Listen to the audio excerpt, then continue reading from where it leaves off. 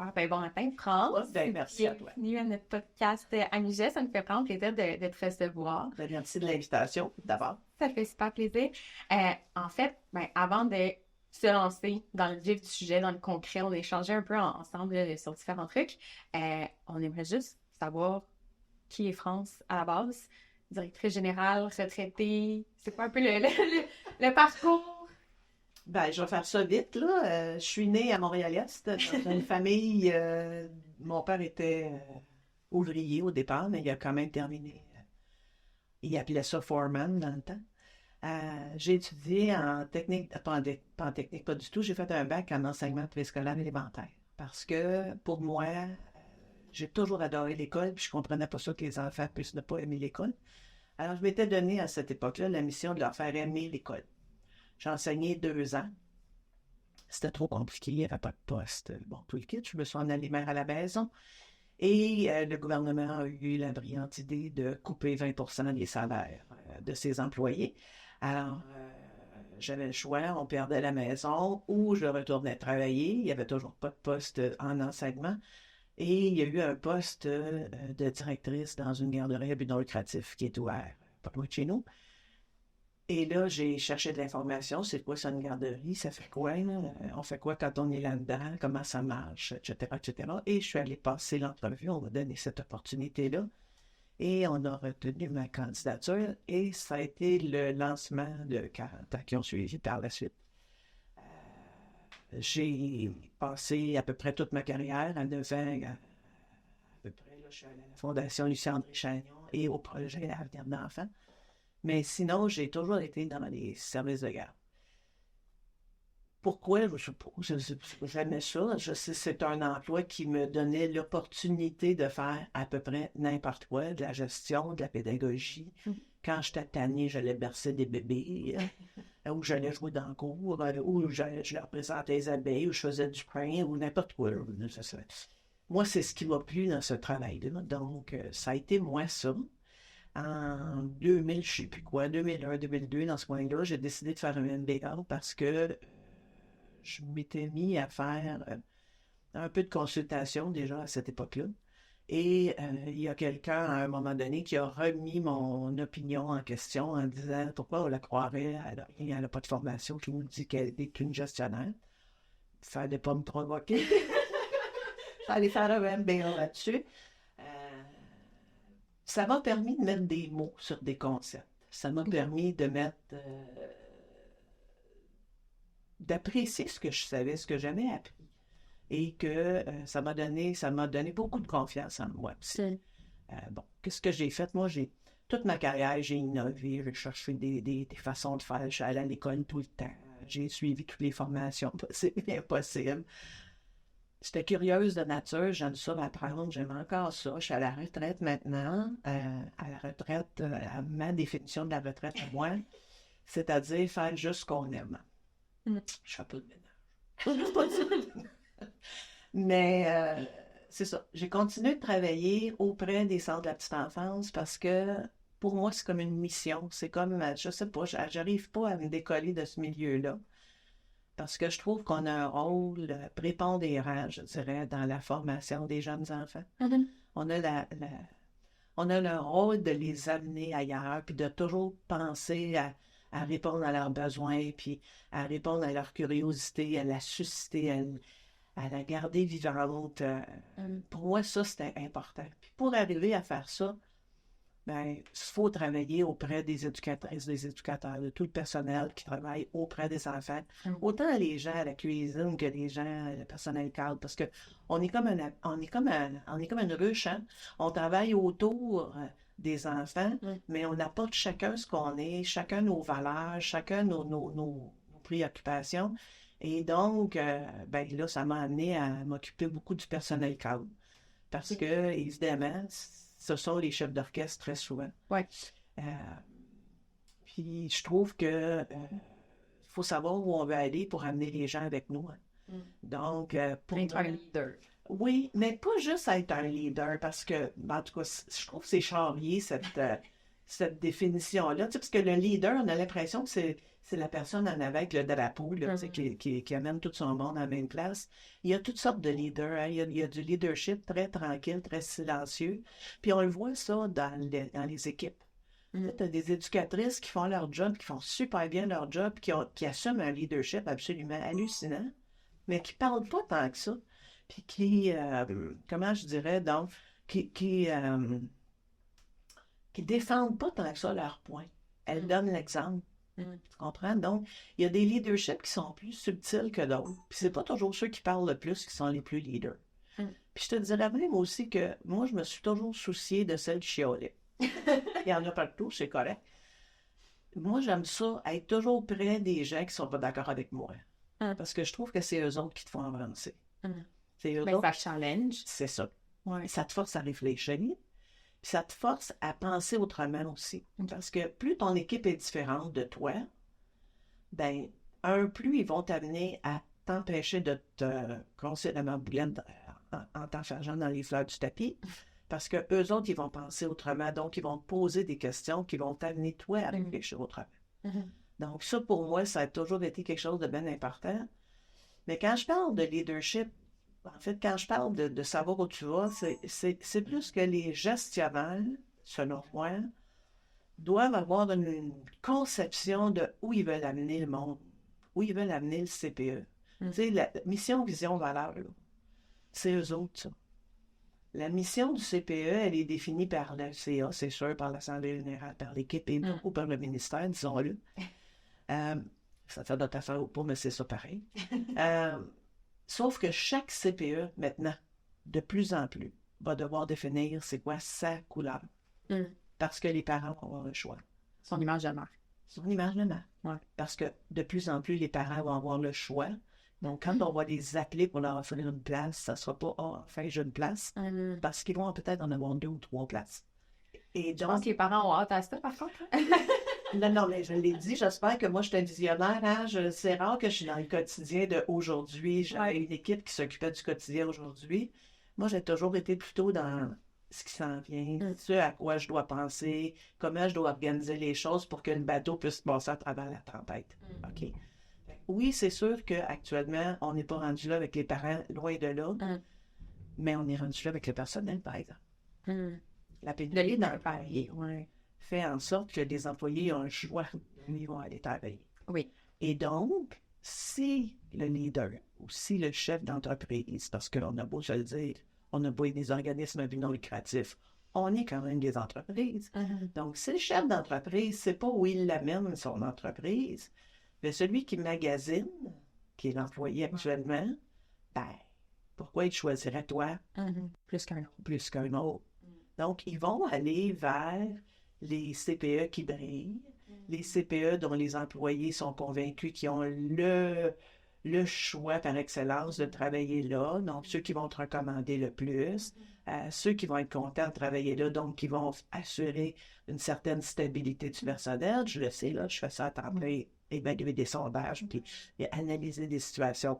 Donc, c'est à ça. Ben, c'est ça leur bureau à en fait. Parce que, tu sais, c'est sûr qu'avec les salaires qui sont un peu bloqués, c'est pas ça le levier des CPE. Ils peuvent pas se baser là-dessus. Ils peuvent pas trop se baser sur les conditions non plus. Il y a plusieurs milieux qui sont syndiqués. Donc, c'est, j'imagine, cette image de marque-là qui fait en sorte qu'ils se démarquent. Ouais, puis qu'est-ce qui fait qu'on se lève le matin pour aller travailler? Est-ce qu'on a uniquement le salaire et les conditions de travail? Non, c'est sûr que le salaire c'est la balance. Mais, c'est sûr que ça aide, OK? Mais en même temps, pour avoir déjà travaillé dans une autre organisation où on avait des conditions de travail absolument hallucinantes, c'est pas ça qui fait que tu te lèves le matin pour aller travailler. Le sens au travail, l'impression d'avoir un rôle à jouer, l'impression de changer la donne, de faire la différence pour ton travail, pour ton milieu, pour les enfants, pour qui tu travailles. D'avoir un impact. C'est ça qui te fait te lever le matin. Je dis pas qu'il faut laisser les salaires minables, c'est pas ça. Au contraire, très au contraire. Mais majoritairement, ce qui fait qu'on se lève le matin, c'est qu'on aime notre travail. C'est sûr que ça use, là. Dans le sens où actuellement, quand je regarde les taux de réponse des employés qui disent qu'ils veulent quitter les CPE, ils veulent pas quitter le CPE dans lequel ils travaillent très souvent. ils veulent quitter le milieu des CPE parce qu'ils n'ont pas d'aide, ils n'ont pas de soutien, il n'y a pas de finances, il y a de plus en plus d'enfants en difficulté. Les cadres sont dépassés dans le sens où il faudrait qu'ils soient en même temps en train de remplacer les éducatrices, la cuisinière, et si possible aussi être présents pour les éducatrices au quotidien et faire de la planification stratégique. Et faire la gestion. Et faire la gestion, et faire les payes, et s'assurer que le reste roule, OK? C'est sûr que ça use le monde. Oui. Puis ce qui use le monde aussi beaucoup, puis on s'en rend compte là parce que j'entends beaucoup d'éducatrices qui changent de milieu, c'est quand le milieu dans lequel ils travaillent est en conflit d'intérêts de valeur, est en conflit de valeur avec leur valeur personnelle. Oui.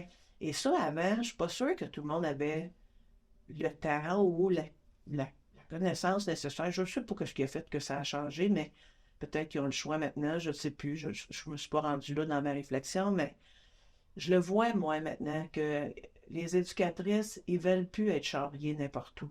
Ils veulent que le travail qu'elles font soit en ligne avec leurs valeurs personnelles. Et plus on les amène à réfléchir sur leurs valeurs personnelles, plus elles remettent en question le milieu dans lequel elles travaillent.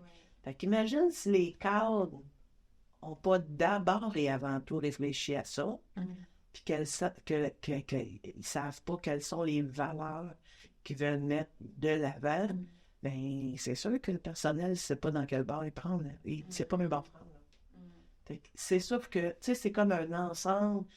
Tout se tient, tout est dans tout, comme dirait le chanteur bien connu. Mais c'est ça. Tu sais, je pense que moi, ma carrière, ça a été ça. Tout était dans tout, j'étais partout, je faisais de tout. Mais tu sais, ça m'a sauvé la vie tellement de fois, là. Tellement de fois. Fait qu'à quelque part, c'est pour ça peut-être que j'essaie encore d'être innovante, d'être à l'affût de tout ce qui sort, de me former, de m'informer. Ben, c'est parce que je le sais que si on ne voit pas venir, tu sais, puis la comparaison que je fais tout le temps, c'est les cadres dans un centre de la petite enfance, on est comme le personnel, on est comme les capitaines dans les bateaux. Tu sais, si le capitaine est toujours dans la salle des machines, là, ben, le bateau, il va s'échouer sur une île ou il va rentrer dans un iceberg ou je ne sais pas quoi, là, mais il va rentrer dans un autre bateau, ça se peut chaud aussi. Dans le sens où ça prend quelqu'un en haut. Tu sais, où est-ce qu'on s'en va? Oui, puis on a des radars, tu sais, Amiga, c'en est un radar, assez haut peut en être un aussi. On a plein d'outils maintenant, tu sais, qui peuvent nous aider à voir venir les choses. Où est-ce qu'on est actuellement comme CPE? Qu'est-ce qui nous menace? C'est quoi nos forces? C'est quoi les opportunités? Il faut les voir. Mais si tu es toujours occupé au quotidien, puis tu n'as pas le temps jamais de réfléchir. Donc, à éteindre des feux constamment. À éteindre des feux constamment, ben, tu ne les vois pas venir. Les opportunités passent à côté de toi, tu ne les vois pas. Puis les menaces te tombent dessus, puis tu n'y as pas réfléchi non plus. Ouais. Fait que, tu sais, on est dans ce dilemme-là actuellement dans les centres de la petite enfance. Beaucoup, beaucoup. Puis c'est pas pour rien, tu sais, bon, c'est pas un secret pour personne, moi, je travaille avec des cormiers intelligence d'affaires. C'est pas pour rien que les gens ont de plus en plus besoin de faire des planifications stratégiques. C'est nouveau pour beaucoup de CPE de penser à faire ça. Avant, on faisait juste rouler la boîte. Maintenant, il faut faire plus que ça. Il faut voir venir. Tu sais, je regarde... On fusionne-tu pas? On ouvre-tu une nouvelle installation? Si oui, pourquoi? Sinon, pourquoi? Où est-ce qu'on est? Qu'est-ce qui sont nos forces? Pourquoi on irait là? Pourquoi on n'irait pas? C'est nouveau pour beaucoup de CPE de réfléchir comme ça. De se questionner. Oui. Avant, on était il y en a beaucoup de directrices, pas des directrices ne pensent pas à l'avenir, c'est pour ça que je veux dire.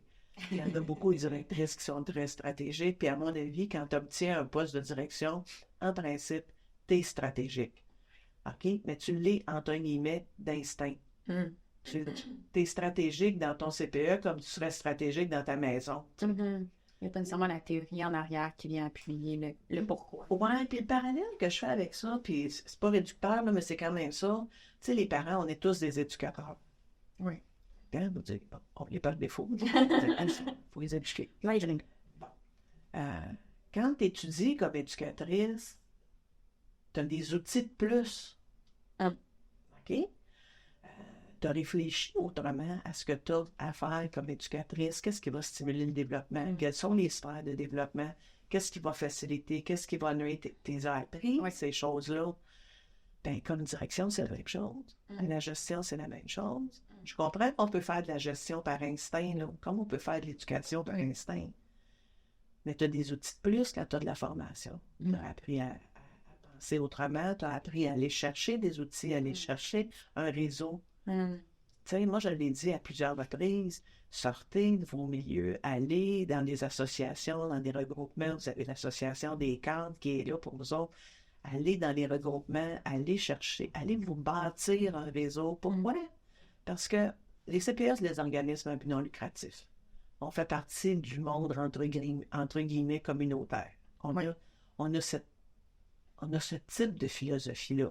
On s'entraide entre nous autres. On va toujours essayer de trouver les meilleures solutions. Si on a un truc, on va le partager. Oui. On partage nos Oui, mais ça fait partie des valeurs des centres de petite enfance. On est issus de ça. Je pense que pour évoluer dans ce domaine-là, ça prend un peu de ça. Exactement. Ça prend un peu de ça. Mais en même temps, aussi, il faut être conscient que de plus en plus, les centres de la petite enfance vont être en compétition. Ils sont déjà en compétition avec les organismes à but lucratif qui sont les garderies. Mais de plus en plus, on le voit là pour le personnel, ils viennent en compétition entre eux pour aller recruter les meilleurs employés. Garder ceux qu'ils ont déjà. C'en est une forme oui, c'en est une forme de compétition, ça. Et bientôt, il va y avoir celle pour les parents aussi, puis celle pour les enfants, pour les taux d'occupation, puis les taux de fréquentation. On l'a vu pendant la pandémie, là, il y a eu beaucoup de mouvements. Il y a des gens qui ont quitté Montréal, qui sont allés en banlieue. Il y a des banlieues qui ont retrouvé plein d'enfants qui voulaient avoir des services de garde. Bon. Ben, ça va se généraliser. Plus il va y avoir de places d'offertes, plus ça va généraliser. Alors, comment on se prépare comme CPE pour affronter ça? Sans être en conflit de valeurs. Oui. Parce qu'il y a ça, hein? Il y a l'habitude de collaborer. Fait que je ne veux pas être en chicane avec ma voisine qui vient d'ouvrir une installation au coin de la rue. Mais comment on peut devenir complémentaire? Mais il faut y réfléchir. Oui. Quels sont les services que toi, tu offres que moi, je n'offre pas? Quels sont les services que moi, je pourrais offrir que toi, tu n'offres pas? On pourrait être complémentaires. Sans être nécessairement en compétition pour se faire mourir les uns les autres. Parce que ça fait pas partie des valeurs des organismes d'enfance, ça. Non, c'est ça. Comme tu disais tantôt, la planification de mission, vision, valeur, d'aller dans cette direction-là en conservant nos valeurs personnelles, mais les valeurs d'équipe, les valeurs du milieu, ce qu'on veut refléter. L'identité, l'image de marque et tout ça. Mais c'est ça. Pas écraser l'autre, mais reste que faut survivre aussi. C'est ça, mais c'est correct. Moi, je pense qu'actuellement, il y a de la place pour tout le monde. OK. Parce que les besoins sont encore là. OK, puis je dirais que même dans beaucoup de coins, les besoins ne sont pas nécessairement 100% répondus. Mais là où il faut commencer à penser, c'est quoi notre identité comme service de garde? Qu'est-ce qu'on fait de plus ou qu'est-ce qu'on fait différemment, je dirais? Plutôt que de dire, ben nous autres, on est comme ci, puis tu sais, d'en faire un point d'orgueil. Pour moi, c'est pas ça. Pour moi, c'est de dire, qu'est-ce que je peux offrir, moi, comme service de garde qui va répondre à certains besoins, probablement pas à 100% des besoins, mais qui va répondre à certains besoins spécifiques, qui va faire en sorte que mon service de garde va être mis en valeur. En étant mis en valeur, il va attirer du monde, il va attirer des employés. Puis les employés que je vais attirer, ben, c'est des employés pour qui le message va résonner. Tu sais, si toi, je sais pas, tu t'affiches comme étant une garderie végétarienne, puis que moi, je n'aime pas ça pendant tout le végétarisme, je vais probablement aller ailleurs. C'est pas grave. C'est pas grave. Si toi, tu vas attirer cette clientèle-là, mais il faut que tu sois convaincu. Donc, il faut que les gens qui vont chez vous retrouvent ces valeurs-là. Qui portent le même message. Pour qu'ils portent le même message. OK? Puis en général, les gens qui sont, mettons, pour la saine alimentation, puis qui arrivent dans un milieu où on ne porte pas attention à ça, bien là, ils sont en conflit de valeurs. Et si la direction n'agit pas, Ça veut dire que si la direction ne corrige pas cette situation-là, à l'aide de son équipe, avec son équipe, ben, c'est sûr que là, elle va perdre du monde, elle va perdre des joueurs. Ouais. Tu sais? Fait que c'est ça. Actuellement, là, je dirais que c'est pas mal ça que je fais. Pour résumer, Oui, c'est ça, un petit résumé de ce que je fais, là. ouais. Tu disais que tu as été, bon, longtemps directrice Ouais. dans les CPE. En tant que directrice, puis là, ben, nos auditeurs, je peux dire, les personnes qui nous écoutent, qui écoutent le podcast généralement, bon, travaillent dans le milieu de garde, qu'est-ce qui, selon toi, a été ton plus grand défi, puis ta plus grande joie, ta plus grande réussite peut-être en tant que directrice? Comment tu peux... Je vais commencer par ma plus grande réussite parce que c'est quelque chose qui encore aujourd'hui me fait vibrer, je dirais. OK. C'est pas fin ce que je vais dire, là. Ben, ça a été la grande noirceur du verglas. Parce que moi, je suis en milieu de travail, plein centre-ville. Et on le sait, hein, l'électricité a lâché sa rive sud, pas un peu. Et là, ça a été comme la panique générale à peu près n'importe où. Moi, j'ai dans le cerveau, comme ça, ma mère m'a élevé de même. OK, qu'est-ce qui se passe? Qu'est-ce qu'on peut faire? Oui, c'est ce qu'on peut faire. Fait que j'avais appelé la banque ce matin-là en disant OK, tout le service à la Rive-Sud est tombé. Qu'est-ce que vous allez faire? De quoi vous avez besoin? Puis comment je peux vous aider? Ça n'a pas pris un avant-midi. On a eu des téléphones de partout. On a ouvert des services de garde d'urgence partout. On a ouvert un service de garde chez Pratt & Whitney. OK. On a ouvert un service de garde à Saint-Hubert, je pense, dans un hôtel. On a ouvert un autre service de garde, on ne rappelle plus trop, dans un organisme, un autre organisme. Et ça, pour moi, c'était absolument hallucinant. J'ai des souvenirs de ça absolument fou. J'avais mobilisé mon équipe de travail, puis je leur avais dit, écoute, je viens d'appeler chez Toys R Us. On part, on s'en va là. On a 5 000 $ de budget. On ramasse ce qu'on peut. On ramasse ce dont on a besoin pour offrir 3 services de garde de 60 places d'urgence. Ouais. Fait que là, il y avait une gang qui était partie chez Toys R Us avec la carte de crédit de la banque, puis c'était correct. Puis, il y avait une autre gang qui était restée au service de garde et on s'est dit, OK, on ouvre un service de garde demain matin. De quoi on a besoin? Puis, ben là, je peux te dire que moi, je ne dormais plus parce que là, il fallait que j'essaye de raisonner comment le ministère va accepter ça, que moi, j'offre tout d'un coup, patate, 3 autres services de garde de 60 places ailleurs. Ouais. Mais je me suis dit, on est un jour quand ça arrive. C'est pas grave. Le fun qu'on a eu, là, ça n'a pas de sens. On est parti avec des bacs, tu sais, des bacs de plastique, là. Ouais. Puis là, pas moi, je dis on, là, mais c'était pas tant moi que mes adjointes puis les éducatrices qui disaient OK, demain matin, ça prend des fiches d'inscription d'urgence. C'est quoi que ça nous prend sur ces fiches-là? Des allergies, les numéros de téléphone d'urgence. Bon, tout le kit, on avait pris notre fiche d'inscription qu'on avait de base, un peu, entre guillemets, adaptée. On n'avait pas de contrat de service à l'époque, hein, je te le dis. Une chance, je sais pas. Le téléphone n'aurait pas, sinon, je ne savais pas combien de temps ça durerait. Fait que nous autres, on était dans 3 endroits spécifiques et on avait exigé d'aller visiter les endroits pour nous assurer de la sécurité. Donc, il ne fallait pas que les enfants puissent se sauver. Il ne fallait pas que n'importe quel étranger puisse avoir accès à cette espace-là. Il ne fallait pas, en termes d'aménagement, là, pas de prise électrique où les enfants restent appeler quelque chose. Bon, Règlement de base. Les règlements de base d'urgence. Alors, les filles, le lendemain matin, parce que nous, évidemment, notre taux de fréquentation avait chuté parce que beaucoup de nos clients étaient de la Rive-Sud.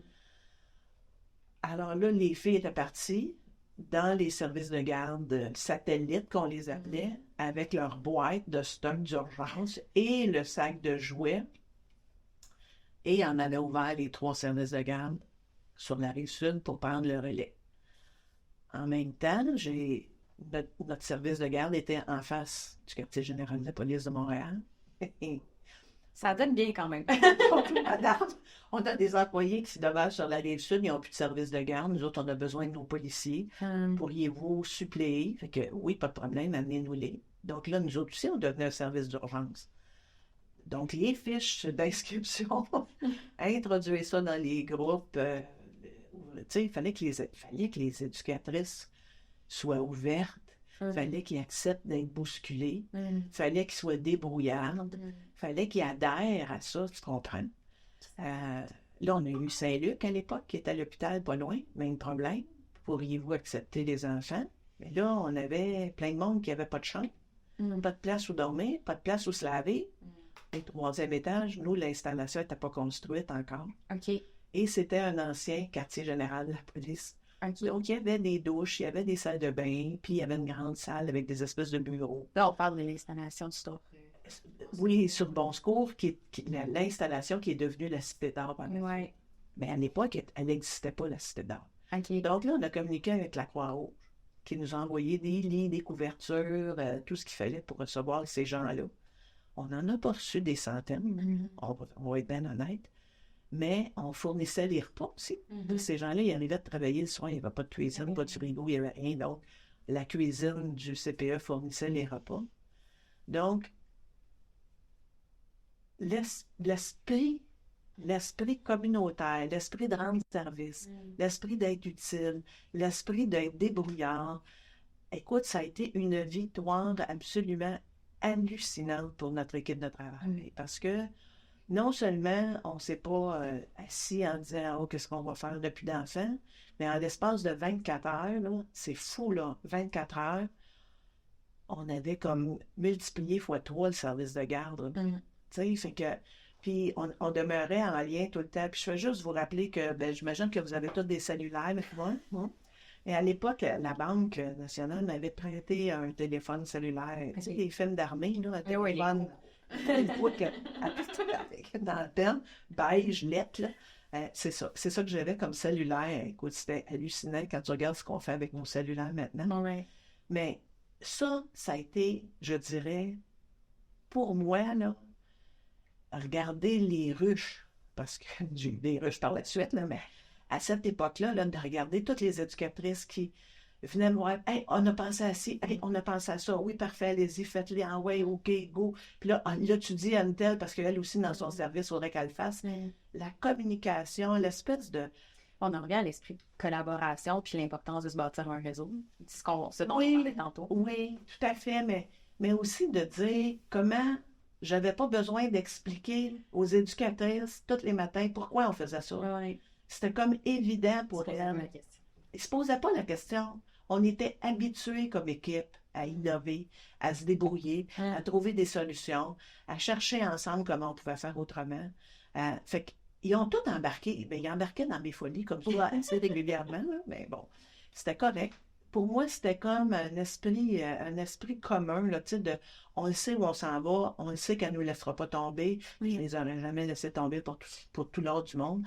Mais, je veux dire, eux autres non plus, jamais ils m'ont laissé tomber là-dedans, là, tu sais, parce qu'ils auraient bien pu dire, « Hey, regarde, ça va faire les folies, là, tu sais, je ne vais pas aller travailler à Saint-Hubert demain, moi. » Bon. Mais non, ça s'est fait, puis on va se le dire, là, ils n'étaient pas dans des conditions faciles, là. Ils accueillaient des enfants qu'ils ne connaissaient pas, des parents qu'ils ne connaissaient pas, dans le climat local qu'ils ne connaissaient pas, en plein climat de catastrophe, où tout le monde était, tu sais, pas d'électricité, là. Fait que, bon, ça, je te dirais que ça a été, pour moi, un événement que j'oublierai jamais. Je comprends que c'était pas drôle pour ceux qui manquaient d'électricité, là. Mais nous autres, on avait de l'électricité, Oui, les circonstances n'étaient pas optimales, mais... Mais on a créé quelque chose de beau. Oui. Puis je pense, en tout cas, je repense aux gens qui étaient là à ce moment-là, puis j'ai des gens qui étaient contents d'avoir fait ça. Contents d'avoir fait ça. C'était toute une réalisation. Ouais, c'était toute une réalisation. D'accord? Si tu me parles du défi le plus difficile... Puis là, je pense que je vais rejoindre quand même beaucoup de cadres, parce que je le sais, je les accompagne, il y en a encore qui vivent ça beaucoup. Dans un service de garde, plus il est gros, moins tu as de contact au quotidien avec ton équipe. Parce que plus ça grossit, plus il y a de loin, plus tu es loin de la base, OK? Moi, c'est sûr que quand on a ouvert la 3e installation, j'avais 3 adjointes, une dans chaque installation, plus une directrice finance. Donc, on était minimum 5 à la direction. Et évidemment, une 50aine d'employés là. Et à un moment donné, puis regarde, je blâme pas personne parce que je pense que sans même m'en rendre compte, c'est probablement arrivé, OK? Mais je semble avoir perdu mon contact avec la base, ce qui fait que les éducatrices se questionnaient par rapport à où est-ce qu'elle s'en va, elle. Ce qui fait qu'à un moment donné, il y a eu un catalyseur dans l'équipe qui a fait qu'ils ont écrit une lettre au ministère. Ben, quand même, ils arrivent au ministère, ça n'a pas changé grand-chose. Mais ils l'ont écrit au conseil d'administration. Donc, ils ont... Puis on le sait, là. Je le sais, je le vis quotidiennement avec plein de monde. Les éducatrices sont près des parents. Et parce que les parents, ils arrivent tous les jours, leur construisent leurs enfants, donc les éducatrices sont à même. Et on va se le dire aussi, les parents sont sensibles au confort, ben, c'est eux autres qui prennent soin de leurs enfants. Fait que, La clientèle, c'est quasiment plus les parents que les enfants. Ben, j'espère que tout le monde a compris ça, que la véritable clientèle, c'est le parent, c'est lui qui choisit où va aller son enfant, c'est sûr. Ouais. En même temps, par la suite, on s'entend que la vraie clientèle duquel on doit vraiment se préoccuper, ce sont les enfants, mais quand même. Donc, qu'est-ce qui est arrivé, c'est qu'il y a eu un putsch au CPE. Et là, j'étais à risque de perdre mon emploi. Ça m'était jamais arrivé, que ma gang me lâche. Ça a été, je dirais, le défi le plus cruel pour moi. Et, tu sais, on m'a toujours dit, moi, que ça prend 3 choses pour être bien dans un travail. Ça prend le fun, ça prend la foi et ça prend le foin. Le foin étant les sous, on l'a bien compris, OK? Et là, d'un coup, c'est comme si je venais de perdre 2 F. La foi et le fun. OK? Puis on va se le dire, en CPE, le foin, c'est relatif. C'est bien relatif. Et j'ai été chanceuse parce qu'il y avait quelqu'un au sein du conseil d'administration qui était, appelez-le maintenant le représentant de la communauté, qui a fait en sorte que le CA s'est rangé quand même derrière moi. Et on a procédé à congédiement. C'était mon premier congédiement à vie. Ça a été exceptionnellement difficile. Et une remise en question, je ne peux pas te dire. C'est là que tu appelles un thérapeute et tu te dis « you're a shit, j'ai besoin d'aide ». Et ça a été une remise en question complète. J'ai redressé la situation. Mais après, je suis parti. J'ai démissionné de mon poste. J'ai quitté le CPE. Je n'étais plus capable. Est-ce que tu es resté dans le domaine, dans le secteur par la suite? Non. C'était trop compliqué. Ben non, j'avais pas le goût. Ma gang, c'était eux autres. Je faisais pas pitié, là. Je suis parti... c'était correct, là. Mais c'est comme si quelque chose s'était brisé dans moi. Je vais dire, par contre, que j'ai eu la chance, et ça, j'espère que ça va être entendu, là. J'ai eu la chance de bénéficier d'un réseau. J'avais toujours été présent, moi, à l'association du personnel cadre, dans les regroupements, n'importe qui m'appelait pour avoir de l'aide à n'importe quel sujet, c'était correct, je levais la main, j'étais présente. Quand ça s'est su dans le milieu ce qui s'était passé chez nous, j'ai eu des appels téléphoniques. As-tu besoin d'un secrétaire? As-tu besoin d'un comptable? As-tu besoin d'aide? Tu veux-tu que je t'envoie une directrice adjointe? Je peux-tu t'aider? Écoute, ça a été hallucinant. Fait que j'ai reçu une grosse vague de soutien de mon réseau de cadres. Heureusement, j'en avais un. Puis en même temps, c'était comme un inconfort dans le sens où je regardais mon équipe de travail et je me disais, ça se peut pas que 100% de ces personnes-là aient plus confiance en moi. Ça se peut pas. Mais moi-même, j'arrivais plus à distinguer, tu comprends? Fait que ça a été excessivement difficile. Comment on se reconstruit? Ben, ça a été excessif. Donc, je suis allée dans un premier travail. J'étais allée à Boscoville, qui m'avait embauché comme chargée de projet, ce que j'avais déjà fait là dans les CPE. Mais j'ai pas trouvé ma place là.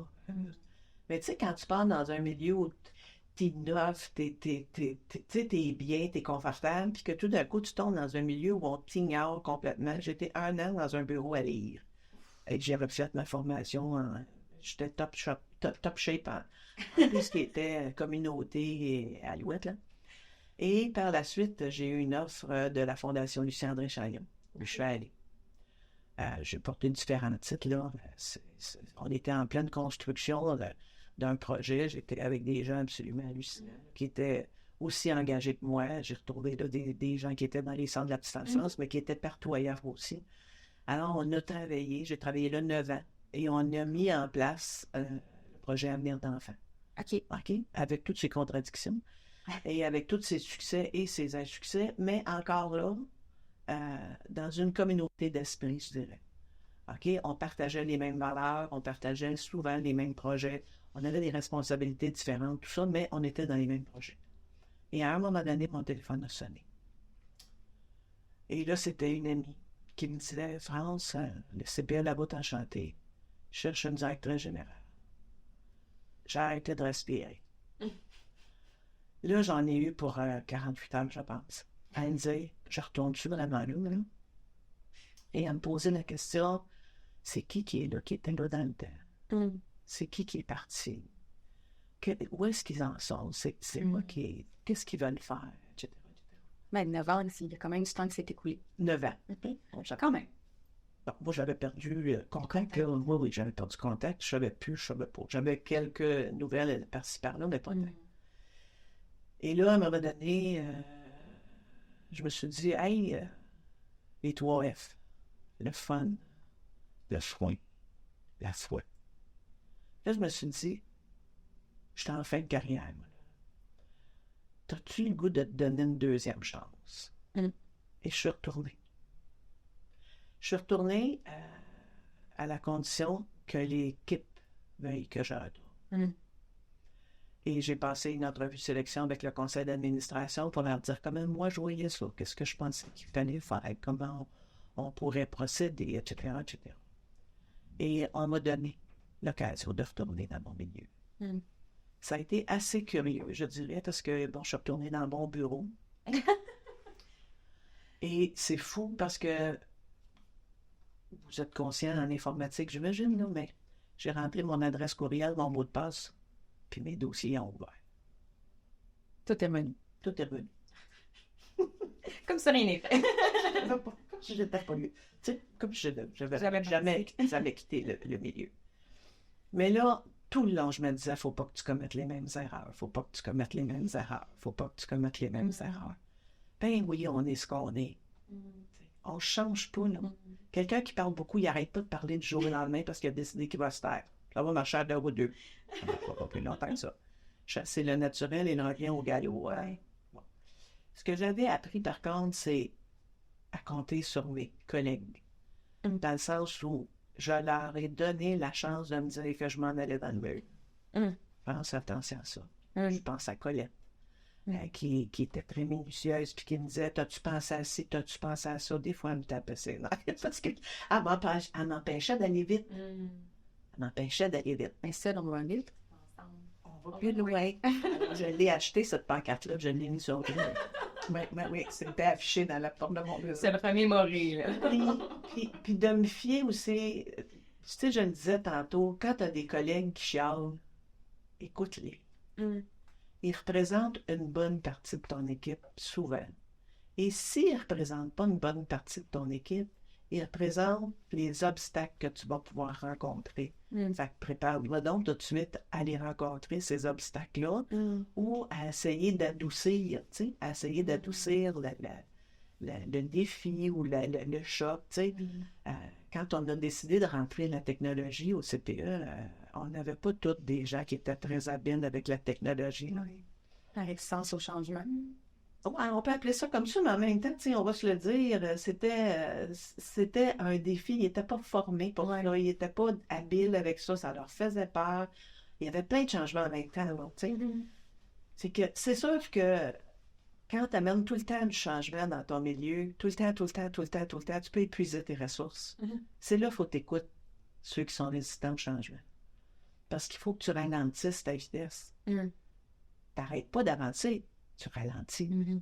Tu prends le temps de convaincre. Tu prends le temps de laisser les collègues convaincre les autres. Tu les envoies en éclaireur. Tu développes des habiletés. Fait que, est-ce que j'ai fait des miracles les années où je suis retournée au CPE? Non, je n'ai pas fait de miracles. Mais j'ai réussi à remettre le CPE, je pense, en piste. Puis, bon, pour toutes sortes de raisons personnelles, j'ai dû quitter. ben, j'avais garanti que je resterais là 3 ans. Je suis resté 5 ans, fait que je suis parti en paix avec moi-même. Et voilà, je suis parti en paix avec moi-même. Mm.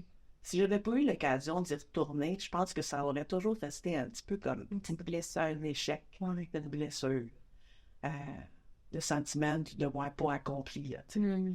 Parce que je les avais jamais laissé tomber, mes collègues, je les avais jamais laissé tomber, mais j'avais pas compris que le travail d'une direction générale, c'est 85% de communication.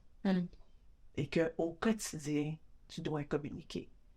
Puis, tu ne dois pas toujours communiquer juste des informations. Tu dois communiquer tes valeurs. Tu dois communiquer tes projets. Tu dois communiquer pourquoi tu penses que ça, c'est important. La vision. La vision. La mission. Rappeler pourquoi on se lève le matin et qu'on rentre travailler.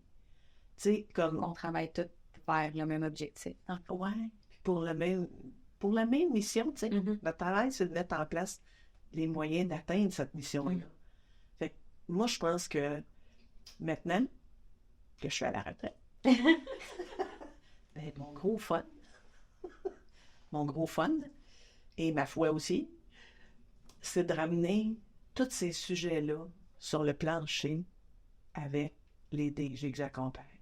Parce que je les accompagne, c'est pas facile pour elles. Pas pour moi, c'est facile. J'aime ça faire ça. Mais pour elles, c'est pas facile parce que on parle de la planification stratégique quand on l'a fait avec elles. On commence d'abord par des sondages de satisfaction. Fait que, tu sais, sondage de satisfaction auprès de tes employés, sondage de satisfaction auprès de tes parents. Qu'est-ce qu'elles voient en premier? Toutes les affaires qui marchent pas. Oui, bien, ça ramène vite à la réalité. Oui. Mais en même temps, ce que je leur dis tout le temps, un sondage, c'est pas la vérité. Mais ça c'est la perception. Oui. Ouais, mais c'est pas grave. C'est la perception qu'elles ont de ce qui se vit. Donc, qu'est-ce que tu vas changer? C'est la perception. Tu sais, si elles ont l'impression que tu t'occupes pas assez d'elles et que toi, tu as l'impression que tu t'en occupes beaucoup, c'est peut-être que tu leur dis pas que tu t'en occupes beaucoup. Il y a une dissonance. Mais ça, le message, il passe pas, tu comprends? Fait que moi, actuellement, c'est là-dessus que je travaille beaucoup. À faire réfléchir à il est où ton CPE? Où tu veux l'amener, ton CPE? Qu'est-ce qui marche pas? De quoi tu vas devoir t'occuper? Quels sont les moyens que tu vas devoir mettre en place? Comment je peux t'aider? Veux-tu des articles? Tu veux-tu une compagnie qui peut t'aider? Tu veux-tu un chercheur? Tu veux-tu un outil? Moi, j'ai du temps de faire ça, même je suis à la retraite. Hein? Fait que tout ce que je peux faire pour les aider, là, pour moi, c'est ça ma mission actuellement. De demeurer dans ce milieu-là pour apporter ce que j'ai peut-être apporté un peu durant le temps que j'étais là, mais pour apporter à plus de monde maintenant que je ne suis plus. Parce que je suis plus juste dans un CPE maintenant, je suis au service des gens qui ont besoin d'aide. Peu importe le milieu, là. Tu sais, j'ai des gens qui m'appellent, qui m'écrivent, puis quand j'ai 2 minutes, ça va me faire plaisir de le faire, tu sais. Je fais moins de gâteaux, je tricote moins, je couds moins. Mais les activités de retraité. Je suis plus dans la formation, la planification stratégique. Dans l'action. Je suis plus dans l'action. Puis, on va le dire, ce qui me fait carburer mon foin à moi, là, c'est l'impression d'être utile. C'est le sentiment de servir à quelque chose. Parce que, je le répète, là, la première année que j'ai pris ma retraite, j'étais toute seule chez nous à la maison. J'ai pensé mourir. J'ai pensé mourir de me sentir servir à rien. Faire le lavage, le ménage. Hey, on ne croirait pas ça, là. Quelqu'un qui me connaît, là, ceux qui me connaissent, j'ai fait le ménage du garage. J'ai classé les vis au clou. J'ai tout classé. Tout est dans des petits bacs identifiés. C'est beau, c'est le fun, c'est satisfaisant. OB Touch. Très éducatrice. Très satisfaisant. Mais on va se le dire, ça ne dure pas longtemps comme plaisir. Non, pas tant. Surtout que les gens qui vont jouer dans ton garage prennent pas toujours la peine de tout resserrer partout dans tes... Bon. Mais ça n'a pas été long que dès que j'ai pu, j'ai repris du service. Actuellement, je fais du bénévolat dans des organismes communautaires dans mon coin. Puis c'est le fun de se faire dire « Hey France, parmi toutes tes affaires-là, t'en-tu quelque chose qui pourrait nous aider à faire ci? As-tu une idée? » Hey, des idées, tu dis... c'est plus fort que moi. Tu sais. Puis j'en ai connu, je suis pas toute seule là-dedans. Là. J'ai plein de mes collègues là, que je vais retrouver au congrès, d'ailleurs, en mai, qui sont encore en poste ou qui ont pris leur retraite. Puis quand on se parle, on est encore toutes là-dedans. Même si on joue au golf, je ne sais pas quoi, là, ou du ski, d'après quoi. On est encore, on était des gens profondément dévoués, tu sais, plus attachés à la mission, je dirais. Encore en contact avec le domaine. Beaucoup. Beaucoup sont Tu sens que tu fais une différence au quotidien? En tout cas, je ne ferais pas la différence, c'est pas vrai. Je n'ai pas ce prétention-là. Mais je pense que je rends service. C'est surtout ça, moi, qui m'aide, ou qui m'aide. Tu sais, je me couche le soir, là, puis c'est nono, là, mais hier, j'ai analysé, puis ça fait plusieurs fois que ça m'arrive. Hier, j'ai passé une journée à analyser des sondages, et je sais que c'est quelqu'un, que c'est sa deuxième planification stratégique avec nous, qui, au début, ne savait pas trop, ça réfléchissait à plein d'affaires en même temps, ne savait pas trop. Puis, qu'on a fait un deuxième plan stratégique, qui a commencé à bien posséder les outils, bien posséder les concepts, et que là, je vois ces résultats dans le plafond, tu sais. Des augmentations de 17 puis de 23% de satisfaction, là, chez le personnel, là. Tu te dis, elle n'a pas travaillé pour rien, ça, mais elle n'a pas travaillé pour rien. Tu sais, ça, elle a des résultats, là. Puis, dans ce temps-là, je suis comme, j'ai le goût de les appeler tout de suite au téléphone pour leur dire, yes, ça a marché, tu l'as fait, ça a marché. Tu sais, j'ai pas besoin qu'on mette ma photo dans le journal, je n'ai rien à serrer. Mais quand je vois que les services de garde vont s'améliorer, quand je vois que je vois que les services de garde rayonnent un peu plus, puis quand je vois que je peux peut-être aider à la santé mentale d'une couple aussi, parce qu'à un moment donné, ils en peuvent plus, ils sont à côté de ces cordes de pop. Je dors bien la nuit, tu sais. Alors que, je suis désolée, mais un plancher propre, ça m'excite pas tant. Ça m'excite pas tant. Mais la première année de retraite n'était pas... Non, c'était en pleine pandémie, là, je peux te dire que c'était pas très wow. Non, c'était pas très wow. Mais c'est pour ça, tu sais. Fait que moi, plus on m'appelle, plus on me demande de l'aide, plus je suis contente. Là, ce qu'il faut que j'apprenne, c'est à dire non. À dire non dans le sens où, tu sais, à l'âge que j'ai, là, j'ai plus l'énergie que j'avais à 40 ans. Puis, mais je suis pas pire. Je suis pas pire. Dans le sens où, dans la mesure du possible, j'essaie de profiter aussi, tu sais, des bons moments avec mes amis, ma famille. Puis de partir un peu en voyage aussi. Puis les chiens, puis la campagne, puis la forêt. Puis, les abeilles. Les abeilles, oui. Puis là, il va falloir déshabiller les pauvres. Ben, tu sais, ils annoncent encore -4 cette nuit. Fait qu'ils vont garder leur habit de neige pour un petit peu. Mais bon, tu sais, c'est quand même ça. Fait que c'est un peu ça, tu sais, moi, si j'avais à réfléchir, quand je regarde ça rétrospectivement, je me dis, moi, ce qui m'a mené toute ma vie, c'est la passion. La passion des enfants, la passion de l'action, la passion de la nouveauté, apprendre, continuer d'apprendre, être toujours curieuse. Bon, ça amène des problèmes, mais ça amène aussi des succès. Je pense pas qu'il y ait rien dans la vie qui apporte pas de problèmes, puis juste des succès. En tout cas, je n'en connais pas de monde qui ont eu juste ça. Ça se peut, je les connais peut-être pas, c'est pas grave. Mais rétrospectivement, quand je regarde ça, moi, tu sais, quand je parlais des filles, les filles, c'était les éducatrices, puisque c'était majoritairement des éducatrices. J'ai eu des éducateurs tout aussi exceptionnels, dont on parle peut-être moins un peu, mais c'est ça. Pour moi, mon équipe de travail, ça a toujours été ma motivation de me lever le matin. Il faut qu'il y ait ce qu'il faut. Il faut qu'il y ait le matériel. Il faut qu'il y ait de la formation. Faut qu'on puisse prendre soin. Il faut que les locaux soient adéquats. Faut que tu sais, bon, là, ils se plaignaient, il faisait trop chaud, trop froid, trop. Bon, faut attaquer la ventilation. Il faut avoir les conditions de travail. Tu sais, on n'avait pas grand impact, on n'avait pas des tonnes de sous non plus. Mais quand ça a été possible, on a bonifié les conditions de travail. Tu sais, c'est ça qui m'amenait au bureau le matin. C'est vraiment ça qui m'amenait au bureau le matin. Puis, tu sais, je faisais toujours la tournée à un étage à la fois, parce que si j'avais pris le temps de faire les 3 étages, j'aurais jamais... À une demi-journée. Au moins, tu sais, j'aurais jamais été assis dans mon bureau. Ça, c'est de l'éducation, tu sais. De dire aux éducatrices, pas parce que je ne vais pas vous dire bonjour tout le matin que je pense pas à vous autres. Fait que trouver d'autres moyens. Tu sais, moi, je prenais 2-3 heures de dîner des fois parce que j'essayais d'être là pour l'ensemble de l'équipe qui venait dîner à la cafétéria, tu sais. Fait que c'était comme ça. Est-ce que c'est parfait? Est-ce que c'est exemplaire? Non, très certainement pas. Mais gratifiant, oui. Je suis très, très contente, moi, du travail que j'ai fait. Tu sais, là-dessus, je passe toutes les charges de projet. J'ai quand même mis 17 CPE en place. J'enseigne au cégep, c'est à l'université. Ben, tu sais, enseigner pour moi, transmettre des connaissances, transmettre des façons de faire, transmettre de la réflexion, ça va toujours rester dans moi, ça. Tu sais, c'est fou, mais c'est vraiment ça. Tu sais, moi, j'avais une mère un peu particulière. Elle était déjà éducatrice pas mal, même si elle est très avant-gardiste aussi. Et elle me disait tout le temps, depuis aussi loin que je me rappelle, où est-ce que tu veux être dans 5 ans? Puis après ça, elle me disait, qu'est-ce que tu es prête à faire pour arriver là? Hey, j'étais toute petite, là. C'est des grosses questions. Oui, c'était des grosses questions. Mais tu sais, je vais être au secondaire, OK? Tu vas aller au secondaire, parfait. Qu'est-ce qu'il faut que tu fasses pour aller au secondaire? Ben, il fallait que j'aie des bonnes notes, hein? Mais c'était comme ça qu'elle a réussi à me motiver à faire toutes sortes de choix. Mais tu sais, quand tu as été élevé comme ça, ben, tu continues. Là, j'ai 69 ans. Où est-ce que tu vas être dans 5 ans? Moi, 74.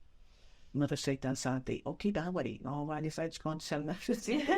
On va faire attention à ce qu'on mange. On va essayer de mettre les meilleures conditions en place, tu sais. Puis, ben, tu veux voyager le plus possible. OK, à quoi tu es prêt à renoncer pour voyager? Parce que c'est ça aussi, là. Tu sais, le nombre d'heures puis le nombre de jours dans la semaine, il ne change pas. Fait que je continue. Où est-ce que tu vas être dans 5 ans? Est-ce que tu vas arrêter de travailler? Je ne sais pas. Pour l'instant, là, pour moi, là, ça sera un deuil effrayant. De dire, j'ai plus de contact avec les gens des services de garde. Je suis dans les 7 ans. Non. À moi, les règlements sortent, je vais les lire. Les règles budgétaires sortent, je vais les lire. Il faut que je comprenne. J'essaie de comprendre la réalité qui est encore la langue depuis la mienne. Parce que, je sais pas, je me vois ça veut beaucoup au changement. Ce qui me veut beaucoup à toutes les stages, 5 ans. Oui, 5 ans. Fait qu'il faut que tu te projettes tout le temps. Quand tu te projettes, tu peux pas te projeter dans le présent. Ah ouais. C'est en lien, c'est... C'est ça. Ouais. Très bien. En même temps, quand toi, t'es comme ça, quand t'es profondément comme ça, tu fasses attention aux gens qui sont pas comme ça. Tu sais, j'ai posé la question à 2 éducatrices, une qui était plus réfractaire au changement, l'autre qui était plus dans le changement. Les deux m'ont dit, tu bouscules, toi. Tu sais, tu nous lâches pas tranquille longtemps. Une qui me dit, ouais, ça m'a forcé. C'est confrontant. Ça m'a forcé à faire plein de choses que j'aurais jamais eu le courage nécessairement de faire. Puis là, je me dis, OK, elle, je l'ai lancée dans le vide solide. J'espère que j'ai pris soin d'elle. En même temps, tu sais, c'est France, puis elle sait, j'en ai parlé. Puis l'autre que j'ai consulté, c'est René. René qui me disait, que tu nous sortais de notre zone de confort. On ne pouvait pas rester là-dedans longtemps, nous autres, la zone de confort. Tu nous sortais de là, mais ça nous a forcé à réfléchir autrement, ça nous a forcé à avancer, ça nous a forcé à mettre des affaires en place, à nous garder, tu sais, toujours en réflexion. Moi, je pense que l'être humain, c'est un être qui devrait normalement toujours être en réflexion. En réflexion sur est-ce que je suis en ligne avec mes valeurs, la première question, tu sais, si je suis pas en ligne avec mes valeurs, il faut que je me pose de là, me faire une dépression, c'est clair. Ou un burn-out, appelez-le comme vous voulez. Mais, donc, il faut toujours être en train de se remettre en question, il faut toujours être en train de réfléchir, il faut toujours être en train de se poser la question, c'est-tu fatigant? Oui, c'est fatigant. C'est pas reposant être un être humain. Je vous dis, c'est pas reposant. Mais en même temps, moi, je me dis tout le temps, ben, quand je mets un pied en avant, maintenant, ce que je faisais pas dans le temps, je m'assure qu'il y a un plancher en dessous. Avant, dans le vide. Il n'y en avait pas de problème, il y aurait toujours eu quelque chose en dessous. Puis le parallèle que je fais avec ça, c'est niaiseux, vous allez me dire, mais je suis correct, je m'assume. Quand j'étais petite, ma mère m'avait inscrite à des cours de natation à la piscine où on demeurait, puis c'était très innovant dans le temps, des cours de bébé en natation. Il y a 69 ans, il n'y en avait pas beaucoup. Et à l'âge de 2 ans, je sautais du tremplin, triple tremplin. Oui, 3 mètres. Je ne sais pas combien de mètres d'infant. Oui. Pour un enfant de 2 ans, c'était très, très haut. Il montait en arrière de nous pour pas que l'enfant tombe. Et je me rappelle que le souvenir que j'ai de ça, c'est de me lancer dans le vide et de me dire, une fois que tu es dans les airs, tu peux plus rien faire. T'as pas le contrôle. Tu n'as plus de contrôle. Tu vas tomber, mais il y a de l'eau en dessous. OK? C'était un peu exagéré. Parce qu'il n'y a pas toujours de l'eau. Il n'y a pas toujours de l'eau en dessous. Peut-être qu'avec le temps, j'ai développé, je ne vais pas appeler ça de la sagesse, je ne fais pas ce prétention-là, mais cette assurance-là de m'assurer d'abord avant qu'il y ait de la chance ou minimalement pas trop loin en dessous, ou que j'ai maintenu, ou que j'ai des gens qui vont m'aider, tu sais, l'espèce de ceinture de sécurité ou de parachute, là. Mais c'est ça. C'est ça que je retiens, moi, maintenant. Là, je pense que ça va servir à quelque chose. Pas de parce que... Ben, c'est ça. J'ai l'impression que ça peut... j'ai l'impression que ça peut servir à les gestionnaires. Il y a juste pas c'est ça. C'est sans prétention, je le répète tout le temps. Tu sais, je me dis, dans le fond, mon beau-père m'avait dit à un moment donné que lui, ce qu'il trouvait le plus difficile de vieillir, c'était qu'il n'y a plus personne qui t'écoute. Parce que les propos qui sont jugés, il a ses pensées. Je pense que mon beau-père, c'était quand même quelqu'un de très utile et de très pragmatique. Il avait appris par lui-même plein de choses. Et en partageant son expérience, je pense qu'il pouvait être très utile. Et probablement que, effectivement, quand on est jeune, puis je suis la première à m'avoir fait ça, on a moins tendance à s'inspirer des gens plus âgés. Ce que les Autochtones et les gens d'ici font plus, je pense. Mais tu sais, un des bénévolats que je fais actuellement, c'est effectivement dans un regroupement pour personnes âgées et non pas pour personnes vieillissantes ou vieilles. Ceux qui me connaissent vont faire la différence. Dans le sens où c'est pas parce qu'on perd certains de nos moyens qu'on n'est plus rien. Donc, il faut quand même... ça, moi, je pense que ça va probablement on proche les chevaux de bataille, d'aller prendre la parole pour ceux qui l'ont peut-être un peu moins parce qu'ils sont vieillissants, parce qu'ils sont en perte de moyens, soit physiques, psychologiques ou n'importe quoi. Si je peux être utile, là, tant mieux. C'est ça. Je suis en recherche d'utilité, moi, finalement. Phénomène quelque chose de quotidien. Puis on le laisse coucher en paix. En disant que ça sert à quelque chose. En disant que ça sert. Mais France, écoute, on jase pas mal, mais ça tire à sa fin.